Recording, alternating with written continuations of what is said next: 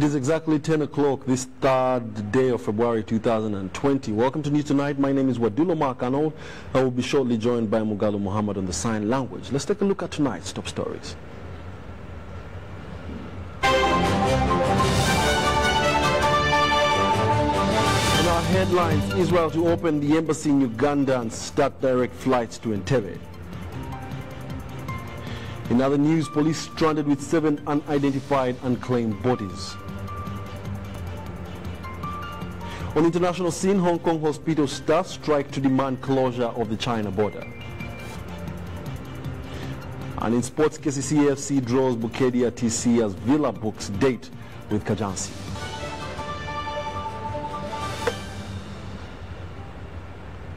Well, thank you for joining us. It's always a pleasure. My name is Wadulo Mark-Arnold once again. In our top story today, President Yoweri Kaguta Museveni has returned from Luanda, Angola, where he attended a one-day quadripartite summit in the Angola capital that was hosted by the President Joao Lourenço, that is, to seek ways of resolving issues between Uganda and Rwanda. The President was on arrival at Entebbe International Airport screened for coronavirus by the Ministry of Health medical officials at the airport as a measure by the ministry to make sure that the virus is contained. It has claimed 400 lives of people worldwide, and it is also kept out of the country in Uganda. Now, later, President Museveni received the credentials of the new Israeli ambassador to Uganda, Oded Joseph, at the airport.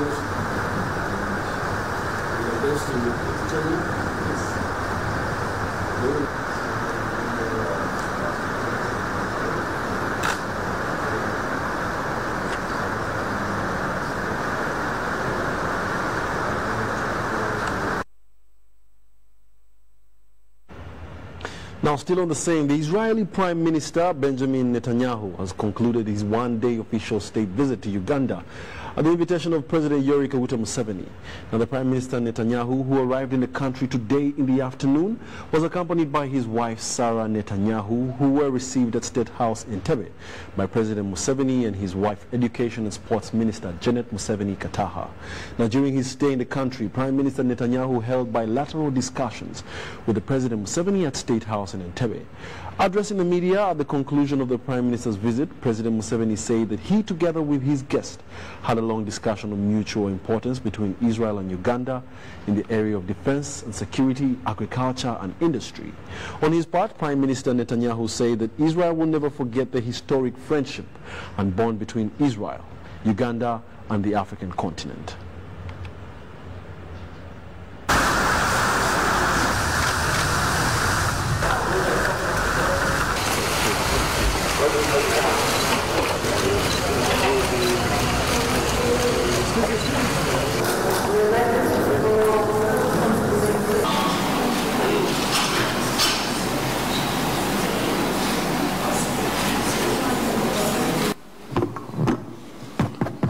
I want to welcome His Excellency Benjamin Netanyahu here for visiting us again.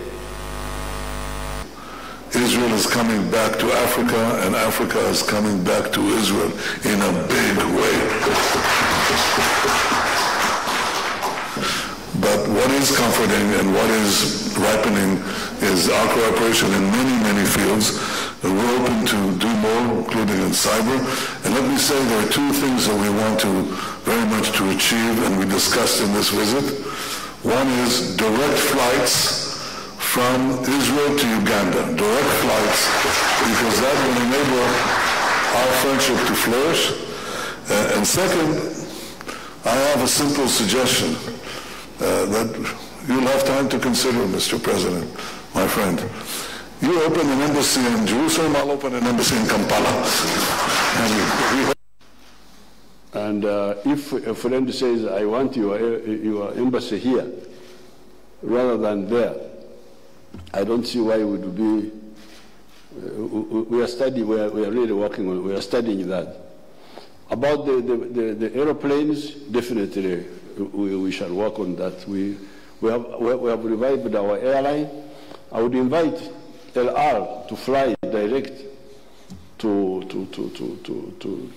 Uganda from Israel, maybe once a week. Even if it's once a week, it will be good enough. So we are ready to move. Good.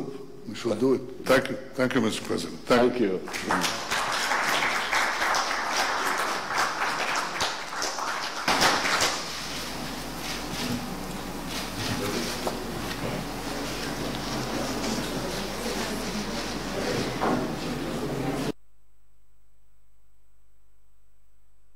Bilateral ties with Uganda still growing bigger right there. Thank you, Mr. President Museveni.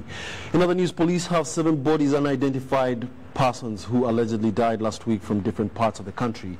And these include 3 border riders and a 1 Starlink Junior bus passenger traveling to Chihihi Town Council in Kanungu District on the 29th of January. Now, Police Deputy Spokesperson Pauline Namaye appeals to anyone searching for their missing loved ones and check with any police station in their regions.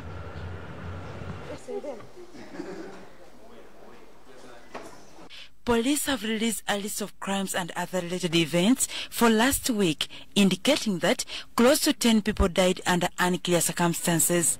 While some were as a result of accidents, others remain unclear, leaving the force stranded with 7 unidentified and unclaimed bodies. And would like to encourage that if you're missing a loved one, please come to the police stations closest to you, and we'll let you know so that you can come and identify these people.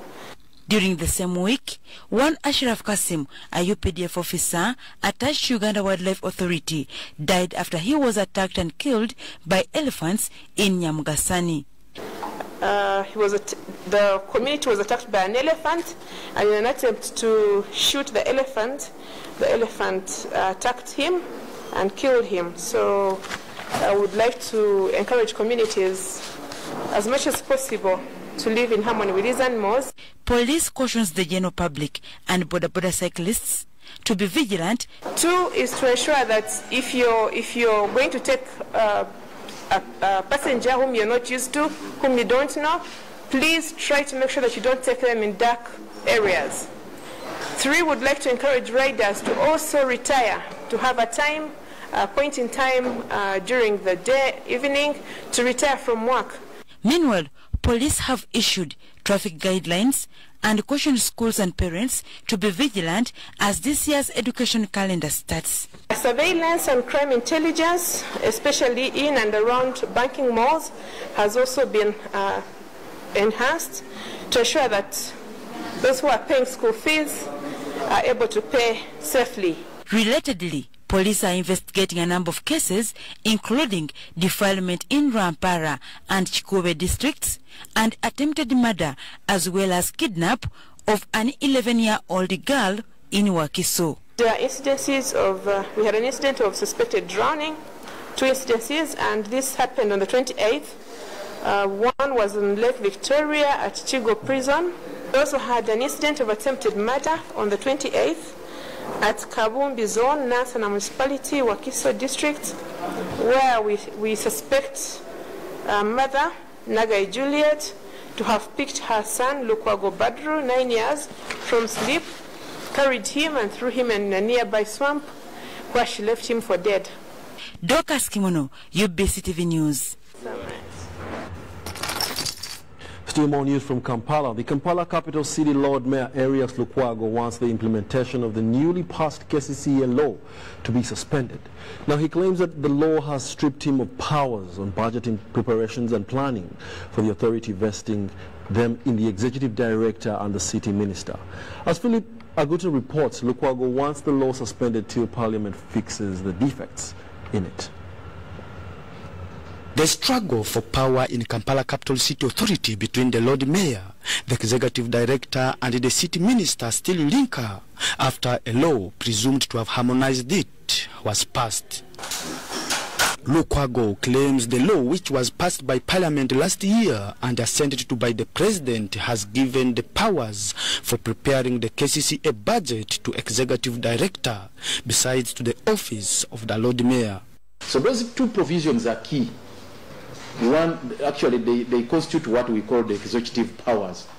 The power to initiate programs for the development of the capital city, and also powers to prepare the budget and present the same to council.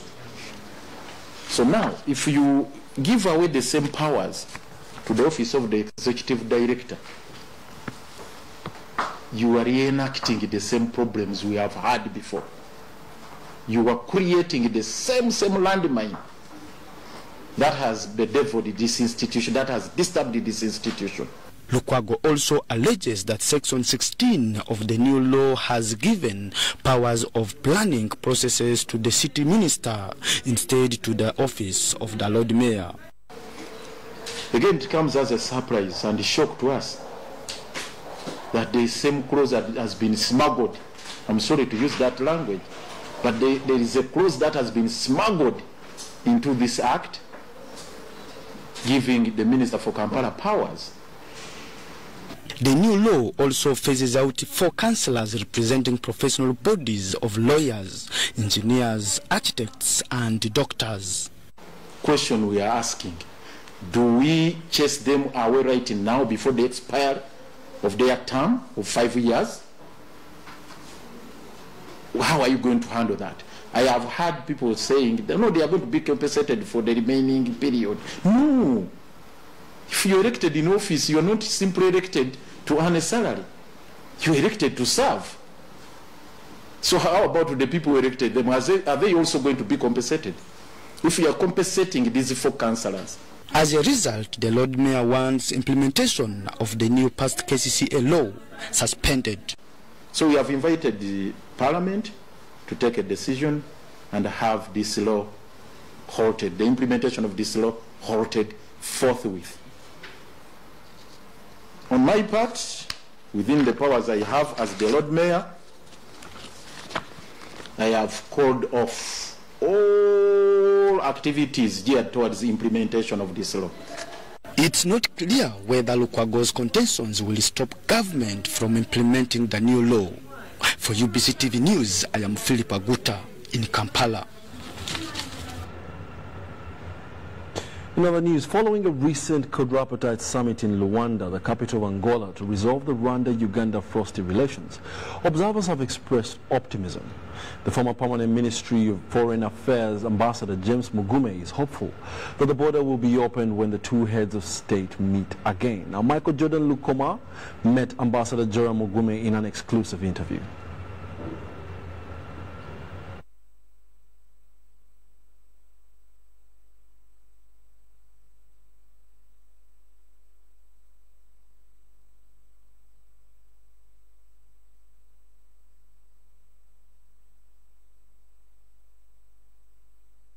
We do apologize. We'll bring you that interview right after the next break. However, Uganda People's Defense Forces has carried out general community cleaning in different areas ahead of the Tarehe Sita events. Our reporters visited some of the areas where these activities were conducted, and we have the report. As UPDF prepares to commemorate Tarehe Sita Day at Butarenga programs in Nakaseke district, they are now conducting voluntary work in communities. at Wankulukuku in Kampala district, RCC Farida Mayanja was concerned with the reluctance of companies which were contracted to collect garbage in Kampala. Lieutenant Sam Musoke, who led the UPDF general cleaning in Wankulukuku, explains the purpose of the exercise.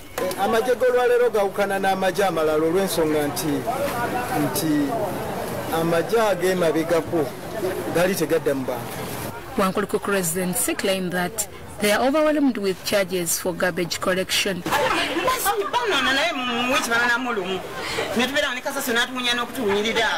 Kanabu Swaib, the head of security in Kabao zone, appreciated the relationship between UPDF and leaders of Kabao on security matters.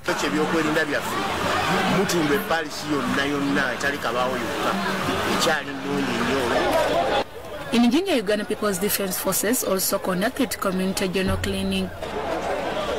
Musinguzi Georgia, the UPDF spokesperson in Usoga region, says they have built strong relationships with the communities. Over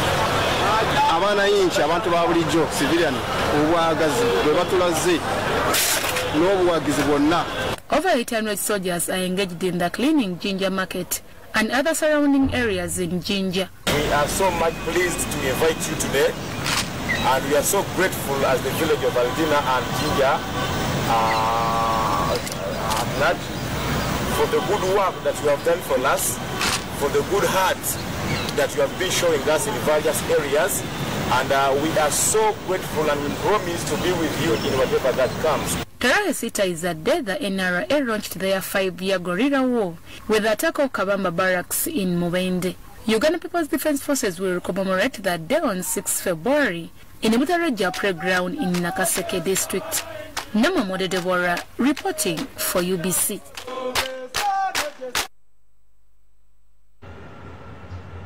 What other way can you say for God and my country? Well, that is it, and there you have it. Well, in other news, following a recent quadripartite summit in Luanda, the capital of Angola, to resolve the Rwanda-Uganda frosty relations, observers have expressed optimism. Now, the former permanent Ministry of Foreign Affairs Ambassador James Mugume is hopeful that the border will be opened when the two heads of state meet again. Now, Michael Jordan Lukumwa met Ambassador Gerald Mugume for an exclusive interview. Yes, last year we saw a quadripartite of Uganda, Rwanda, Congo, and Rwanda that was hosted in Rwanda. We have seen another one this year, and we want to know exactly what it entailed and the processes that are being handled technically. We are delighted to talk to Ambassador James Mugume, the former PS Ministry of Foreign Affairs and a member of the Uganda Council on Foreign Relations. Ambassador Mugume, yes. We are seeing a retake of the Rwanda summit, a replica of the one that was held last year. After the one of last year, there was a ad hoc committee that was held in Kigali, and we saw some other processes that took place. Yeah. Why do we come to see another summit of the same type in Rwanda? What does the retake mean? I think what you saw last year, the ad hoc commission, when they met in Kampala, they decided that there were issues which had to be referred to the principals. The principals mean the heads of state. And so they've gone back to Rwanda, the meeting you saw on the 2nd of February. And if you saw the communique, I think that there were 3 important parts in the communique. One was the restatement of the principles, Pan-Africanism and regional integration. This is the context. And the second part dealt on the substantive areas. There are exchanged lists of people who need to be released in both these sides, countries. There was the question of respecting human rights for both countries, looking at the well-being of Uganda and the Rwandans. And those were issues that were identified beyond the agenda. Fortunately, they gave it a framework, time frame. In 3 weeks' time, the heads of state will meet to discuss progress of the work of the ad hoc commission. Okay. And I think the most interesting part for me, what very encouraging, is that they also specified the venue which is Katuna, which is the border. And as you know, the closure of the border has been very central. Okay. So by meeting, having a time frame, 3 weeks, and the venue at Katuna, it's very hopeful that the heads of state then will have sorted out the issues that I mentioned, the 4 issues, and they will be able to hopefully now reopen Katuna so that trade between the 2 countries can resume. So the belief that the heads of states returned to Rwanda was failure of the first stages of the process is wrong. It's wrong, it's a misconception, because what the commission said is that they needed to refer to their authorities, which heads of state. And the mediators, who are the heads of state of Angola and DRC, then decided to invite them again to Rwanda. And they've gone to Rwanda, and they've come out with a communique. And that communique is very clear about the residual issues that the commission needs to do. It is very clear about the time frame, 3 weeks. It's very clear where they will meet, the significant place being Katuna, where the signal of a closed border, it has a symbolic, the location is very symbolic, because that's where the closed border is. And the expectation is that these issues, if they are resolved, then the occasion should be also the occasion to reopen. Okay. That's my expectation. Now, so that means the 2 Luanda meetings have been on the design of the process to resolve the matters. So just as we see now another step of the heads of states meeting at the border. Yes. If that's the case, should we say the design of this particular problem to be resolved is based on the nature of the problem, or in a diplomatic way of solving problems, this is the standard design? No, first of all, each problem is unique. The problems, as you've seen, there was a paragraph there that talked about not creating the perception of supporting each other's negative force. I think there what is required is in the perception is a question of confidence building up trust between the 2 parties. And as I said last time, in my view, since states are not like human beings, they work on national interests. They need to focus on what is important in the national interests. They have the principles, Pan-Africanism, in other words, it's African solution to African problem. 2, integration, we have the East African community which we must preserve and build on. And 3rd, we have the sovereignty which we must respect. So those 3 framework issues are going to guide them to deal with the individual issues of resolving them. States, as I said, interests, they are not. It's not about feelings of individuals, it's about the interests. Fortunately, in the diplomatic way, we can, if there is an allegation of something, or an issue is raised, in the diplomatic channel, there is a way of verification. Of whatever information. You can trust, is very important, but you may also wish to verify. And there are ways, mechanisms, which you can set in place to verify whatever it is. So for me, I think between Rwanda and Uganda, there's nothing that we cannot resolve. And if there is anything that creates a perception, that's where then you can use a verification mechanism. If that was the case, would we really need to go to Rwanda? Rwanda is the process. Yes. Would we need a process as it is right now, since last year? If that was the case, that Uganda and Rwanda, we can't fail to solve anything. No, once the process started, you have to bring it to a conclusion. You have to bring it to a conclusion.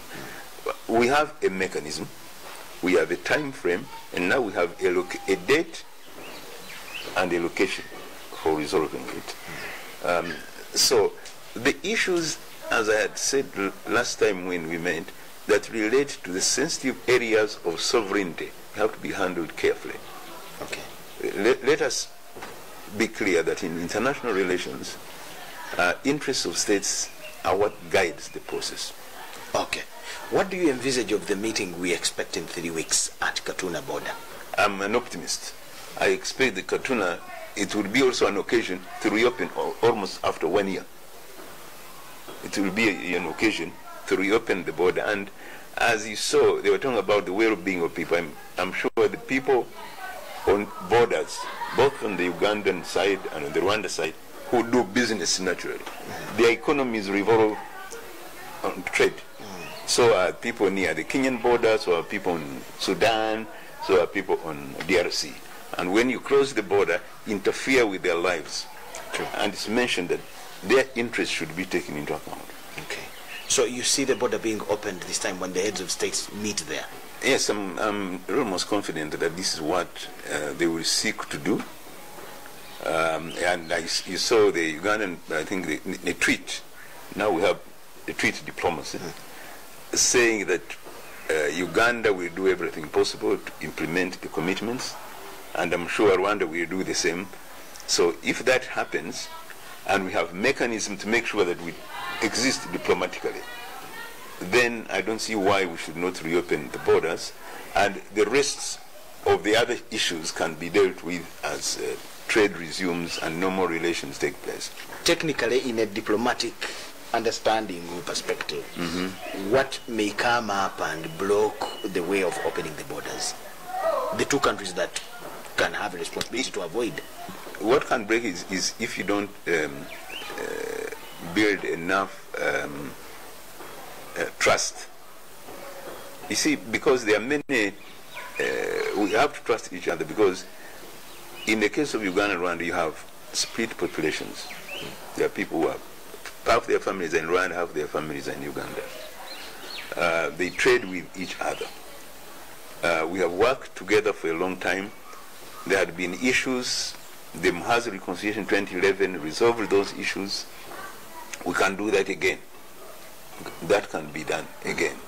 But the most important thing to me is to rebuild the trust.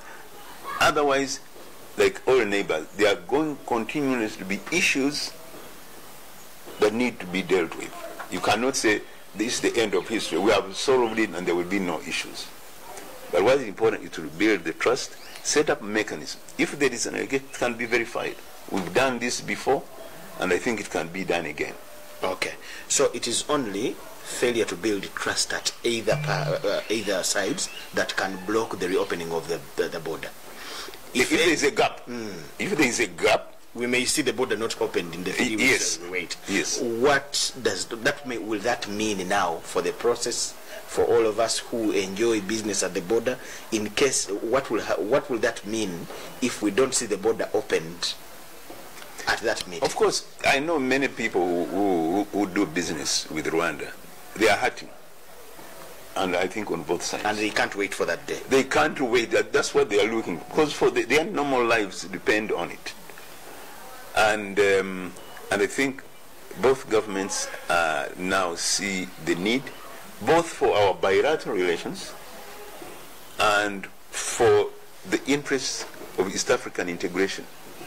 We have the East African community. What will it mean to the process that we started last year? What it means is that we really need to focus. I mean, if we fail to open the border, the 3 weeks, the day the presidents will meet there, what will it mean to the process? Won't we have to restart it again? No, not have to restart. You build on it. Everything is built on it. And with diplomacy, you have to be patient. You have to make sure that you bring everybody on board. You can bring in third parties, like the two heads of state of DRC and Angola. Their job as facilitators to overcome some of those issues. And I'm sure they are keen to see this thing resolved. And the key is, important is that both heads of state are committed to African solutions to African problems. Thank you so much, Ambassador. Thank you. Yes. He's Ambassador James Mugume, former Permanent Secretary, Ministry of Foreign Affairs, and is a member in the Uganda Foreign Relations Commission.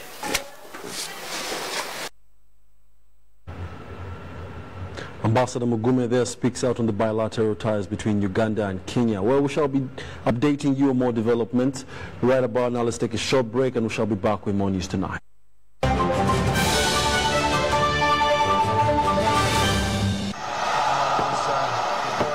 shooting distance.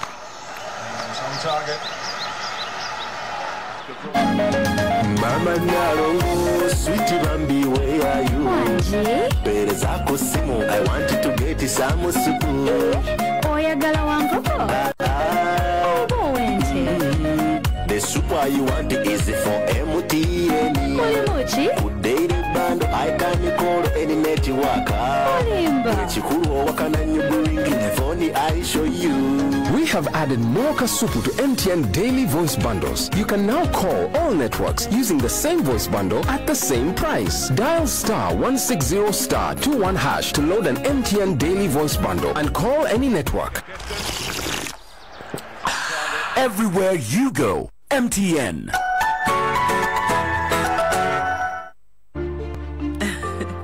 That's my little angel Rose.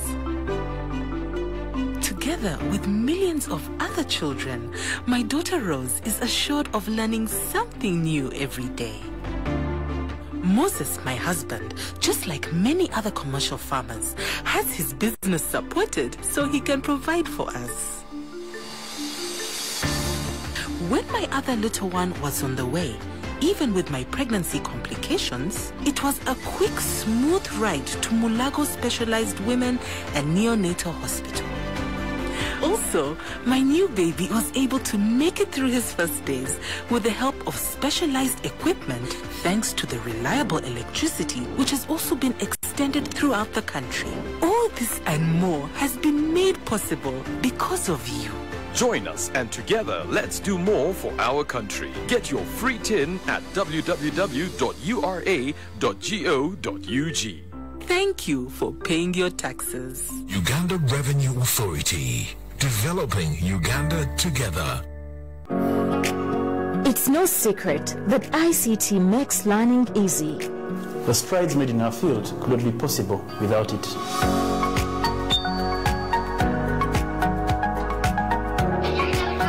And now we can watch our favorite show. My radio is my best friend. UCC provides an enabling regulatory environment and policy guidance for healthy competition. We also facilitate ease of doing business in the communications sector through licensing, standardization, spectrum management, tariff regulation, rural communication development, and consumer empowerment. An informed consumer is an empowered consumer. UCC supports local content and innovations. Driving the development of a robust communication sector in Uganda is Uganda Communications Commission.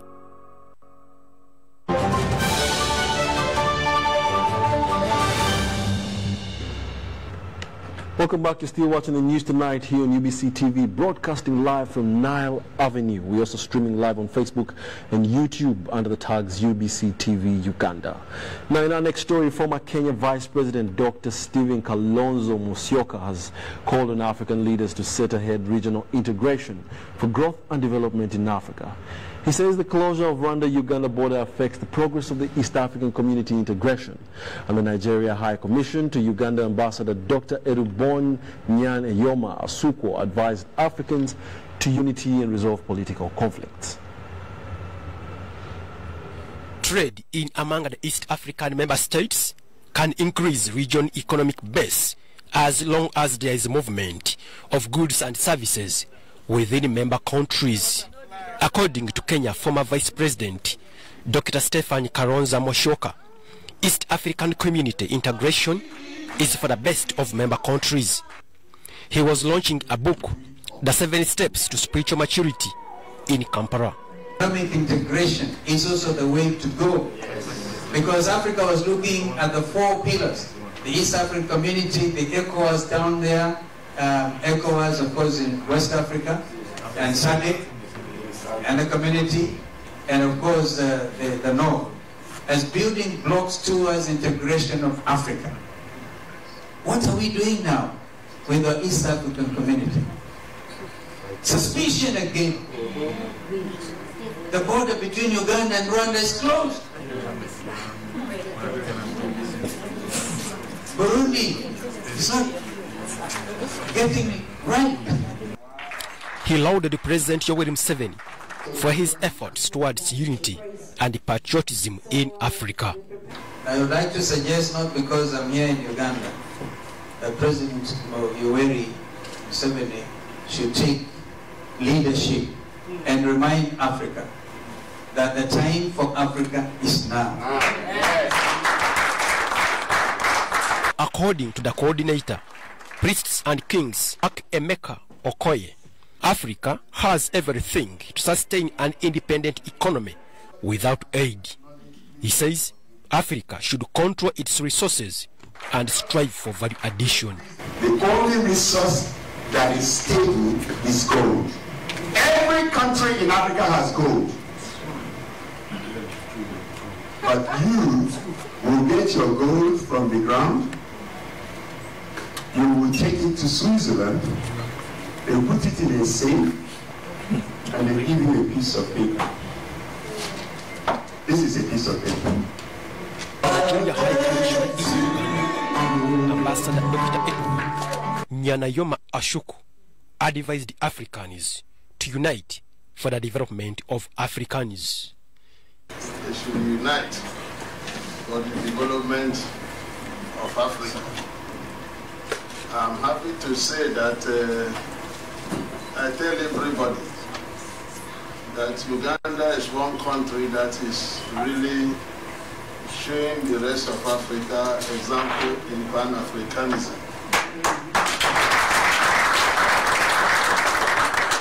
And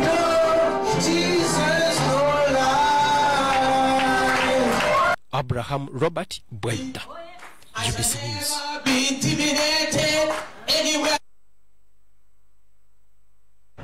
In other news, a section of members of parliament have questioned National Curriculum Development Center on the implementation of the new curriculum without consulting relevant stakeholders.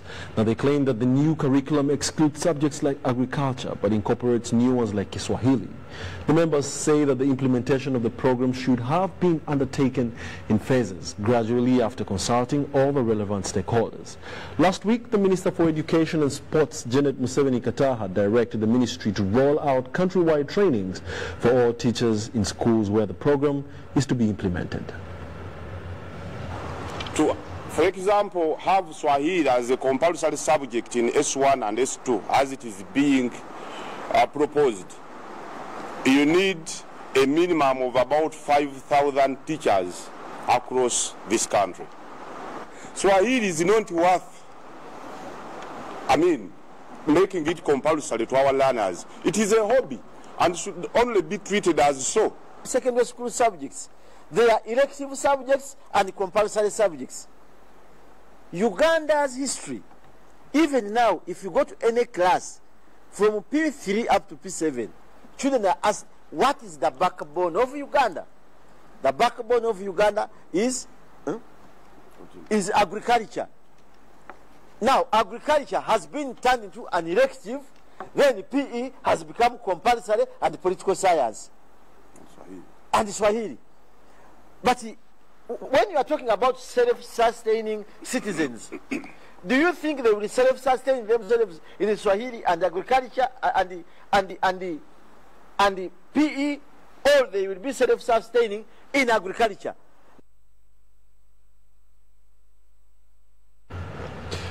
In more news, millions of people across the world have passed through the hands of the nurse in their lifetime. But while the profession is growing faster, such professionals have not got to a standard befitting their services. The Permanent Secretary, Minister of Health, Dr. Diana Atwine, says the 3-day Nurse Now Global Campaign Conference seeks to empower nurses and midwives to tackle the 21st century challenges. Nurses make 2/3 of the health profession workforce globally. The 200-year profession that was started by a UK nurse, Florence Nightingale, is growing faster in size, level of education, and offers better services. However, While nurses are regarded as the most reliable and multidisciplinary team, their efforts have not been recognized. The Nurse Now global campaign raising standards, voices and creates awareness in communities about the nurse. The permanent secretary at the Ministry of Health, Dr. Diana Twine, wants a mindset change. We are not going to all of a sudden get all the money we need to do everything, but let's just use what we have to perform better, because for sure we have demonstrated that it works. Even with limited resources, you can actually deliver. With difficulty, it's just mindset. Unless a nurse is catered for, she will not be able to do the right thing. In the developed countries, they have found out that the nurses are demotivated, they are demoralized, they are not performing at the level they should, because they think their voice is not heard. Dr. Diana Twine insists resources will not change the facilities and the way medics give services, but people need to change their attitudes. How can we serve better when we are in a position of leadership? How can we influence that leadership position we are in, to influence even the young ones, to network, to lift each other, to understand the goal, to understand the mission, so that at the end, whatever we are doing in the name of service delivery will serve better. Ministry of Health will start a campaign where the public will be asked to select a hard-working nurse. Because those are people, if there is opportunity for studying, those are people who will be supported. If there is opportunity for promotion, those are the people who want to be promoted. If there is any position that one would recommend, those, because we want excellency. What measure would they be using? I would wish that for everything, for any step, for anything they are doing, they must look at the underlying causes. Because when I recall in our curricula, I did general nursing, I did midwifery, I'm a public health nurse. I didn't come across any topic of rudeness or poor attitude that we study to mistreat people. We don't. So there must be factors which are bringing forth maybe bad attitude toward the public, which public will now rate me a poor performer. The Nurse Now campaign was launched last year in UK to address challenges nurses go through globally. Among the goals, to see that nurses take up leadership positions, are involved in research, which has been missing in the health sector. Mutonyi Hilda, UBC. Ugandans need to seek opportunities of studying abroad, which exposes them to job opportunities and connections. The Chief Executive Director of WR Education Placement Consultants, Wagubi Robert, says that such opportunities are strategic and affordable. Over 50 universities from countries like United Kingdom, United States of America, Canada, India, Austria are in Uganda to expose Ugandans to opportunities of studying abroad. The Executive Director of WR Education Placement Consultants, Robert Wagubi, says that the training at a college or university abroad exposes the learner to hands-on training. You need to go into maybe practicum or placements. You're basically hands-on, and you're getting your qualification, you're getting your skills hands-on, and you're ready for employment. So when you go to a college again, colleges are more cheap as compared to universities.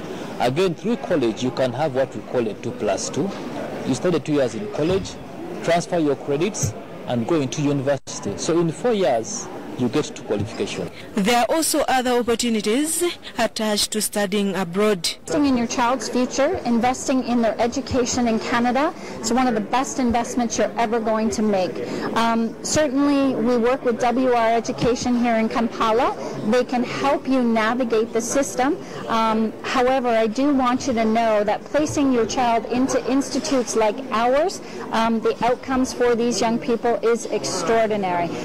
Again, as a parent, as many different experiences as you can have. If you just stay in one place, you can still be very successful. You can open up your companies, and you know, there's millions of people in this country and other countries that have never left home. There's nothing wrong with that. I just think that today, with education and travel so easy, look for those opportunities. Universities like Limpopo in South Africa, Middlesex University in UK, Ridley College in Canada offer courses that could address the needs of 75% of Uganda's young population. Story compiled by Ivan Juko for UBC TV News. Business. Well, in other news, the Anglican Church has signed a memorandum of understanding with World Vision of Uganda concerning partnering for child well-being. The Archbishop Stanley Ntagali graced the ceremony together with other bishops at Namirembe Guest House.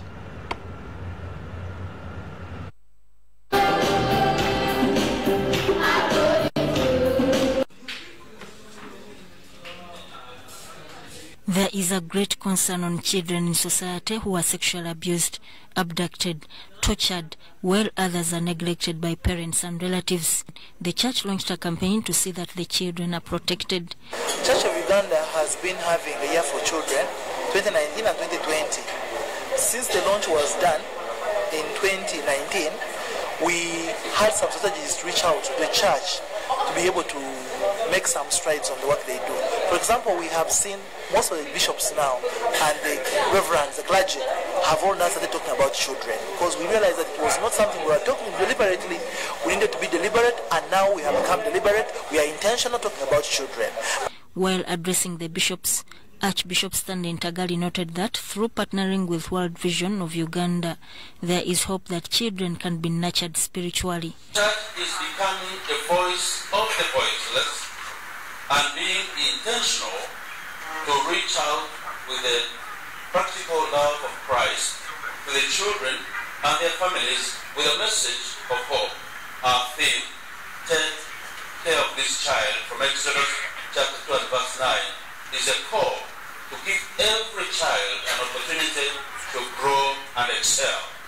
We believe that children need to be nurtured at another age so that they can grow strong in their faith, knowledge and wisdom. The National Director, World Vision Uganda, Jason Evans, and the Faith and Development Manager, Frank Katubeho, made some remarks. But when you work with faith leaders, they are so influential in their communities that they can see that they can promote the transformation that is needed, that they can speak into the lives of their parishioners and into communities and really drive some of what we're going to achieve in this partnership. Number one, we are going to achieve child spiritual nurture for children. Our children are going to be spiritually nurtured with the word of God by the church, because the church is the one that does that work. World Vision, we can't reach there, but the church can reach there. Number two, the church is going to help us end child marriage, because they preach every day to the children, to the parents. So the church will stand against child marriage, and that will be a very big achievement for World Vision and the church at the same time. Archbishop Ntagali, Jason Evans and all the bishops signed the memorandum to affirm collective efforts in saving Ugandan children. Beatrice Nanziri compiled this report.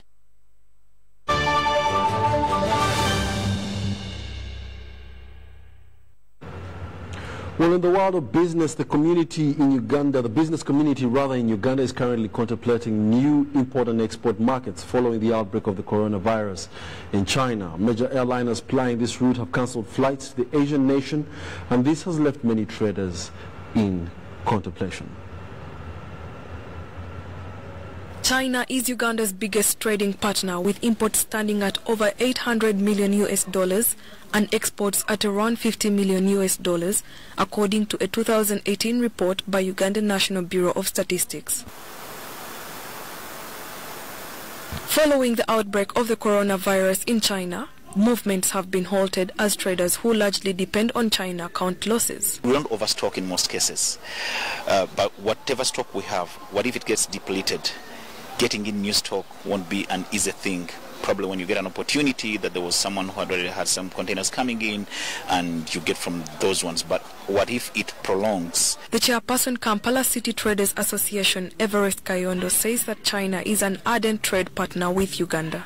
China is #1 supplier of their textile, meaning that definitely if you have a problem in China, It's not only the tourism industry that will be affected, but even the trade itself. However, should the crisis stretch out, some Ugandan businessmen and women will be forced to think of trade alternatives.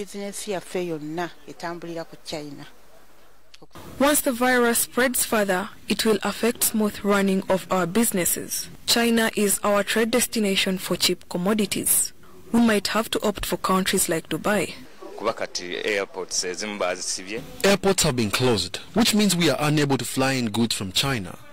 Our businesses are our sources of food and tax for the government. Currently, efforts are underway in China of containing this virus, as recent reports show that some progress is being registered. For many Ugandan traders, their hope is that total annihilation of this virus is achieved soon. Penina Nawera, UBC News. Coronavirus affecting the business community in Uganda. Now, in other news, KCCA is soon relocating street vendors to designated newly constructed markets to get them off the streets. The affected people are those vending along Kasuri Road and Busega.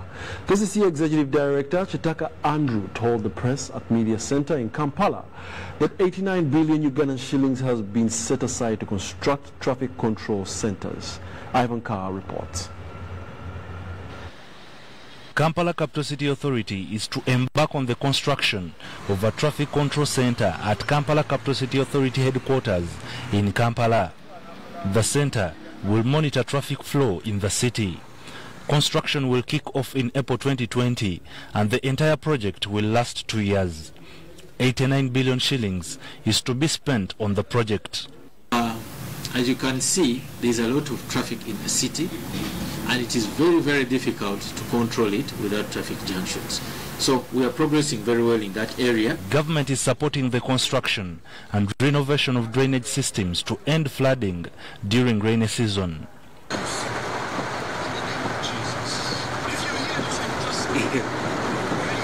The public, on the other hand, is advised to manage garbage disposal. Presently, all the garbage is combined together, the plastics, the plastic bottles, the Cavera, the bottles, glass bottles, and the biodegradable material. This is going to stop, and anyone who will be keeping their garbage in a combined form will be paying higher fees. More markets have been constructed to cater for business vendors selling merchandise on roadsides. Come March 2020, those operating along Kasubi Road shall be relocated to the new market. In addition to that, we are creating space along Allen Road and Nachivo Place Road, presently called John Sebana Chizito Road. We are creating a wide walkway there which can accommodate pedestrians and street vendors, and very soon, within the middle of this month, we shall be unveiling it and allocating it to vendors who want to transact by the roadside. So we are calling upon them to move away from the streets where they have moved now, and we shall give them that space for them to transact from there. Meanwhile, the 4 billion shilling non-motorized transport corridor pilot project will be complete this month. Whereas the project has received public criticism, Kampala Capital City Authority is confident that it will provide an organized shopping experience. The businessmen who purchases their things from Chikubo, you order them to carry their luggages on the what? On head up to where they can find the vehicles, which is very impossible. We shall have bicycles or scooters for hire along this corridor, but they'll only be used exclusively for this corridor and will be parked along that route. So the users, those who subscribe to using them, will be able to use them. I hear that the plan is that it's going to be for pedestrians, but I think it shouldn't be like that, because companies like City Oil, who are paying a lot of tax, are going to lose their customers, which means we'll reduce on the taxes which they are supposed to pay.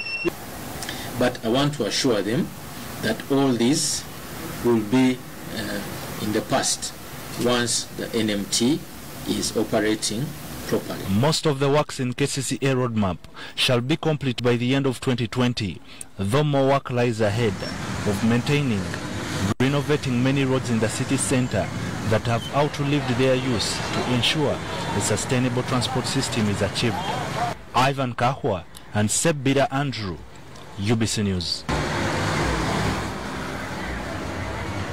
Very sensitive story there. Thank you, Ivan Kawa. Now, government has given 3 tractors to Bali and Tenjeru North constituencies in Kayunga district to support food production. Kayunga district resident district commissioner handed over the equipment and advised the communities to improve their household incomes. While handing over the tractors to beneficiaries from Bali and Tenjeru constituencies at Kayunga district headquarters, the RDC Harriet Mwanamoiza Chikomeko said the tractors will improve food production but warned against corruption during the execution of services. Ngatumaze okulaba nga tuli mechanization kyengamba katukozesa byuma sawa zino etugenda okutandikako okuba nandi akadde abagenda okugikozesa bazikozese bulungi bazimaintaininge ownership eyebeeremu servicing ebeere mu time. Kayunga district deputy Kao advised on proper handling of the tractors. This tractor is for government. The government has procured and we are giving group to improve their production. But it still belongs to government. In the event that they are not managing it well, the tractors are being mismanaged, being vandalized. We still have a responsibility as a district to bring the tractors back, and we keep in our stores or even identify any other potential group that can keep the tractor in good safety. The Kayunga District Production Officer, Dr. David Mugabe, said food production will increase food security in the district. The beneficiaries said they have been experiencing hardships as they struggled to increase food production. Shaidat Nasaku, UBC News.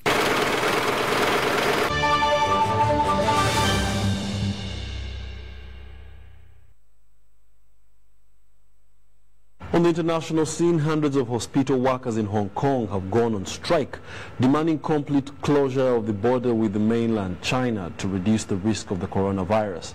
Hong Kong has suspended cross-border rail and ferry services, but health workers want a total border closure. Authorities say that closing the border completely would go against advice from the World Health Organization. There have been 15 confirmed cases of the virus in the city. Winnie Yu, chairman of the newly formed Hospital Authority Employees Alliance, said that if there is no full border closure, there won't be enough manpower, protective equipment, or isolation rooms to combat the outbreak. Hundreds of non-essential medical workers went on strike on Monday. The union said frontline workers, including doctors and nurses, would follow on Tuesday if their demands were not met. Hong Kong, which has the population of 7 million, is part of China but retains significant autonomy. There have been more than 17,000 confirmed cases of the virus and 361 deaths in mainland China alone.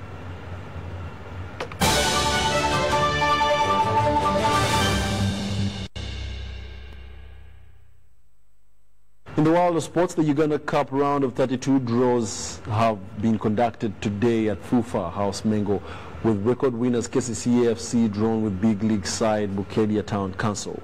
Mike Mutebi's side, who have won the competition 10 times, will be the home side, having played and defeated Katida away from home in the previous round. Kajansi United FC have been rewarded with a round of 32 tie with SC Villa. Kajansi eliminated Vipers on penalties and will be hoping for a second successive upset against the Jogus. For the Jogus, who were humiliatingly dumped out of the last year's edition by Nkabi Kofi, they reached this stage after beating Super Eagles 4-1. Express FC, who are struggling in the league, have been drawn with fellow Uganda Premier League side Maroons FC. Defending champions Proline FC will host Admin FC. Admin eliminated Police 2-0 in the previous round and will also be eyeing another shock result. The round of 32 will be played from February 11th to 16th, and Proline is defending champions, having defeated Bright Stars on penalties to win the last final.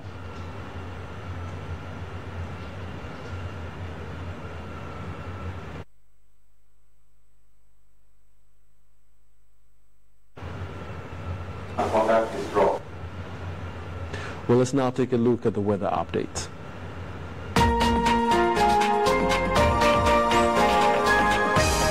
Brought to you by NEMA. Good evening. We started over there with a heavy downpour for areas around Lake Victoria Basin, Kampala, our capital city inclusive.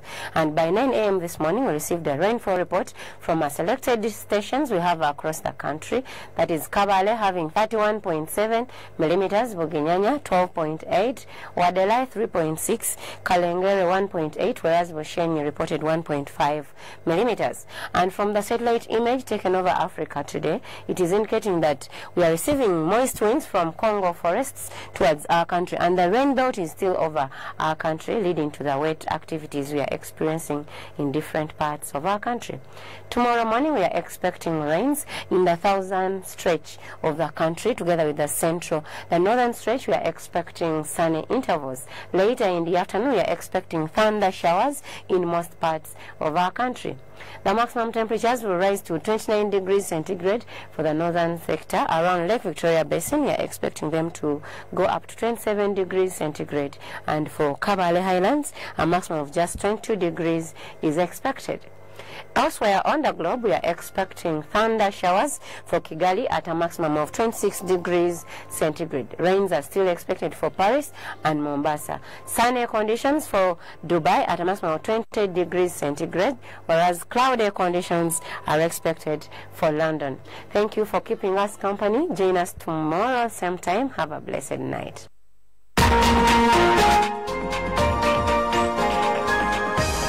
Brought to you by NEMA, ensuring sustainable development.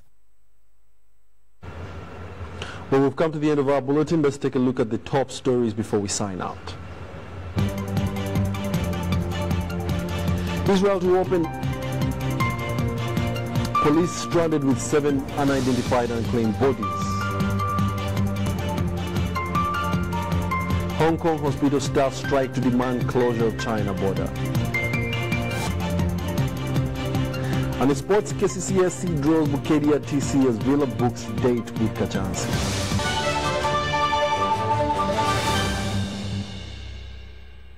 Thank you for being a part of us. My name is Wadulo Mark Arnold once again, and on sign language was Mugalu Muhammad. From the team and us, it's good night.